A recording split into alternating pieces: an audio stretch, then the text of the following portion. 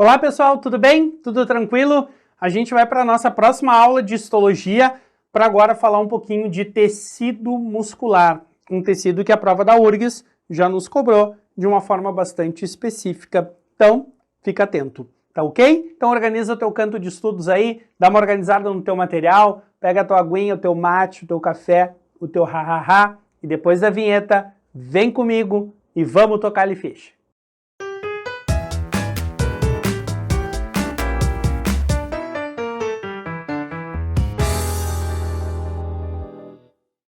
O tecido muscular, assim como os tecidos conjuntivos, tem uma origem apenas a partir da mesoderme. Então, é o único folheto que vai buscar a especialização, a diferenciação para a formação de um tecido muscular. E esse tecido muscular ele vai estar relacionado a todo tipo de movimento no nosso organismo. Ele pode estar associado ao teu sistema esquelético, possibilitando um movimento para tu escrever, para tu pegar o teu celular, pegar um copo, o teu chimarrão, o teu café, enfim, tu caminhar. Mas não só esse tipo de movimento, né? Ele também pode estar associado ao movimento de fluidos corporais, como o teu sangue, a tua linfa, a contração da própria musculatura esquelética, a contração do teu coração, é o que promove todo o fluxo desses fluidos. E até mesmo do alimento ao longo do teu tubo digestivo.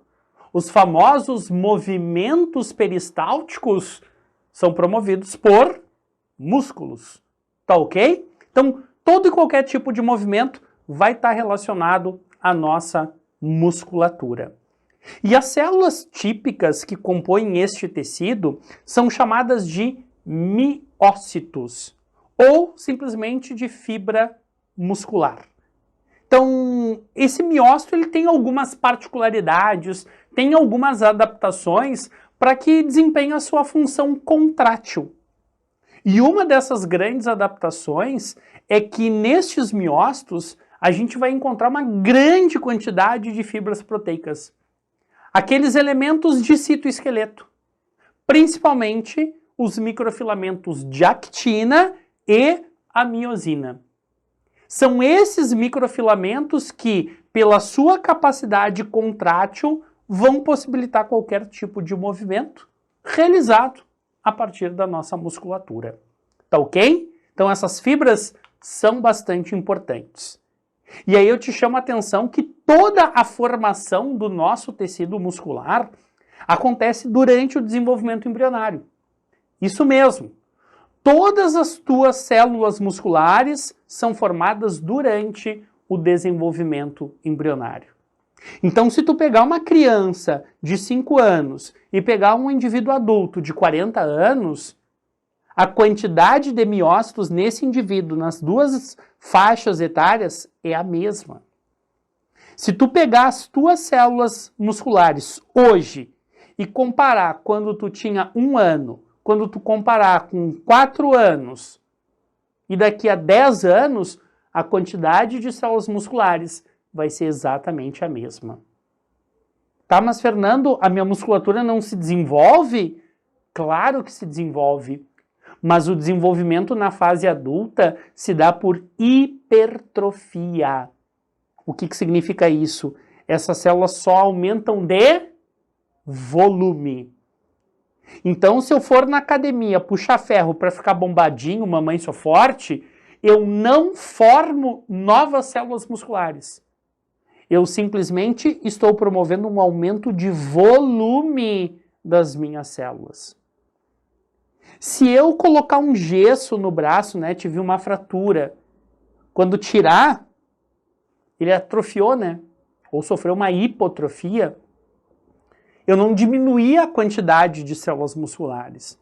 A única coisa é que elas diminuíram de volume. Então é um tecido que a gente fala em efeito sanfona aí. Tem 2 tecidos que acontecem isso na nossa fase adulta e que a prova da URGS já fez referência. Tecido adiposo e tecido muscular. Lembra, adiposo e muscular, efeito sanfona. Só aumenta ou diminui de volume, não em quantidade de células, tá ok? E aqui aqui a gente tem uma nomenclatura um pouquinho mais específica para algumas estruturas celulares. Por exemplo, a membrana plasmática é chamada de sarcolema, o citoplasma é chamado de sarcoplasma. Então observa que sempre que tu encontrar o prefixo sarco, vai estar fazendo referência a um tecido muscular. E no citoplasma das células musculares, a gente vai encontrar uma grande quantidade de mioglobina, que é uma proteína que tem na sua estrutura o ferro e que atua no armazenamento de oxigênio. E é justamente o que diferencia a carne vermelha da carne branca, né? Não é a presença de sangue, é o ferro da mioglobina interagindo com o oxigênio que dá essa coloração.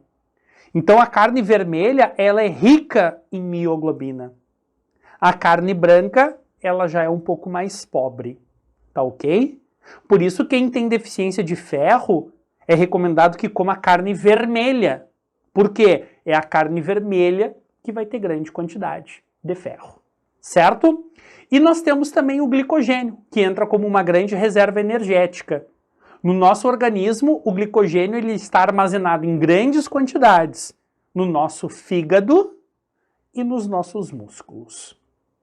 Chama atenção ainda para o retículo endoplasmático liso, que aqui é chamado de retículo sarcoplasmático, uma organela bem desenvolvida nas células musculares para o armazenamento de cálcio, porque cálcio é importante no processo de contração muscular. E a gente tem normalmente uma grande quantidade de mitocôndrias. E o conjunto de mitocôndrias a gente chama de sarcossoma. Então são alguns termos que podem aparecer de uma forma mais bonita na parte de tecido muscular. E aí o tecido muscular a gente pode dividir ele em três grandes tipos. Um tecido muscular estriado esquelético, um tecido muscular estriado cardíaco e um tecido muscular liso, ou chamado de não estriado ou até mesmo de visceral. E agora a gente vai falar de cada um deles. Bom, então agora a gente vai falar então de tecido muscular estriado esquelético. Ele representa cerca de 70% da nossa musculatura. E essa musculatura vai ser formada por células cilíndricas, longas e multinucleadas. Ou seja, nós temos vários e vários núcleos aqui. E lembra das aulas de citologia até do teu ensino médio, que existe uma frase clássica que nos diz, né? Quanto maior a quantidade de núcleos, maior é a atividade metabólica de uma célula. Então, quanto mais núcleos, mais células a gente vai ter. E vale uma lembrança que esse tecido, ele apresenta uma capacidade muito limitada de regeneração. Só que tem um detalhe, né? A gente tem cerca de 70% dessa musculatura sendo esquelética. E como se dá a contração dessa musculatura? A contração, regra geral, é dita rápida, forte e voluntária. Ou seja, tu consegue coordenar a musculatura esquelética para te pegar a tua caneta, o teu copo, a tua cuia de chimarrão ou qualquer outra coisa. Mas no teu sistema nervoso central, quem coordena isso diretamente? Aí entra o teu cérebro. A porção do córtex cerebral é que vai coordenar esse processo de contração da musculatura esquelética. Tá ok? E ainda vale a lembrança que é uma contração descontínua. O que isso significa? Se eu pedir para te levantar a tua mão, tu levantando a tua mão, se tu ficar muito tempo assim, ela vai entrar rapidamente em fadiga. Chega uma hora que tu vai cansar. Então, é isso que significa uma contração descontínua. A gente precisa de repouso entre uma contração e outra.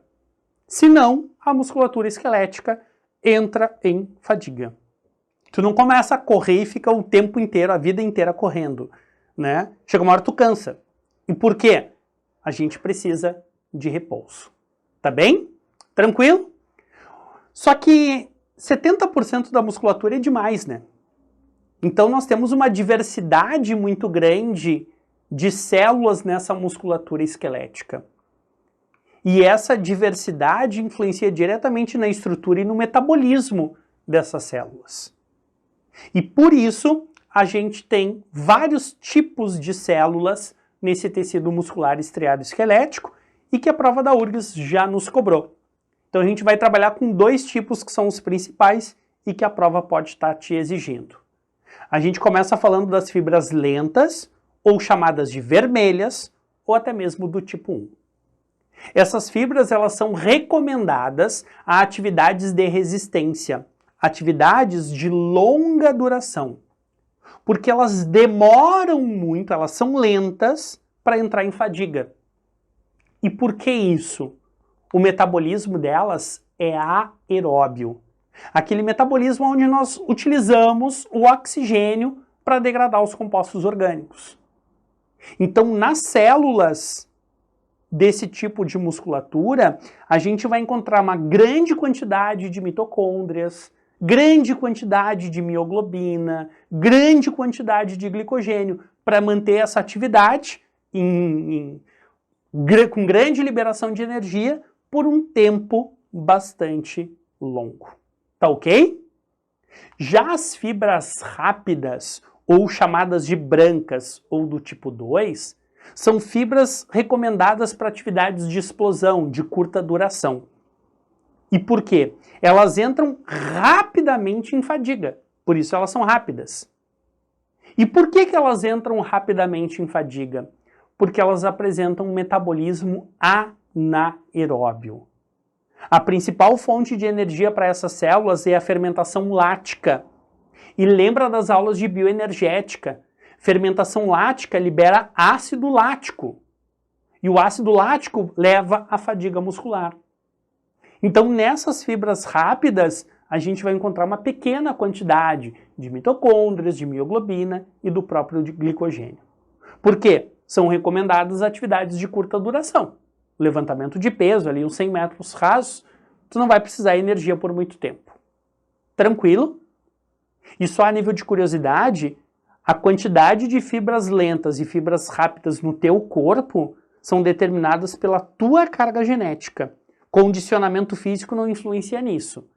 Condicionamento físico influencia no metabolismo, na adaptação das células. Mas a quantidade de fibras lentas e fibras rápidas é definida pela genética do indivíduo. Tá ok? O segundo tecido muscular que a gente vai trabalhar é o estriado cardíaco e que vai estar associado à formação do teu miocárdio, lá no teu coração. Essa musculatura é formada por células cilíndricas, células curtas e elas podem ter 1 ou 2 núcleos. A contração da musculatura cardíaca, ela é rápida, ela também é dita forte, mas, detalhe agora, é que ela é involuntária. E quem coordena, quem vai regular isso é o nosso famoso marcapasso, ou também chamado de nódulo sinoatrial. Tudo bem? E essa contração, ela ainda pode ser dita rítmica e contínua. Lembra que o esquelético é descontínuo, né? A gente precisa de repouso entre uma contração e outra. Aqui na cardíaca, não. Teu coração, por exemplo, não pode parar de bater, né? Tranquilo? Chama atenção ainda que a contração dessa musculatura cardíaca pode ser chamada de sístole, enquanto o relaxamento pode ser chamado de diástole. Então é muito comum nas questões lá de fisiologia do sistema circulatório se falar em sístole, se falar em diástole. Então, sístole é a contração da musculatura cardíaca, diástole é o relaxamento. Só uma questão de terminologia realmente. E para fechar, o tecido muscular liso, ou chamado de visceral, ou até mesmo chamado de não estriado.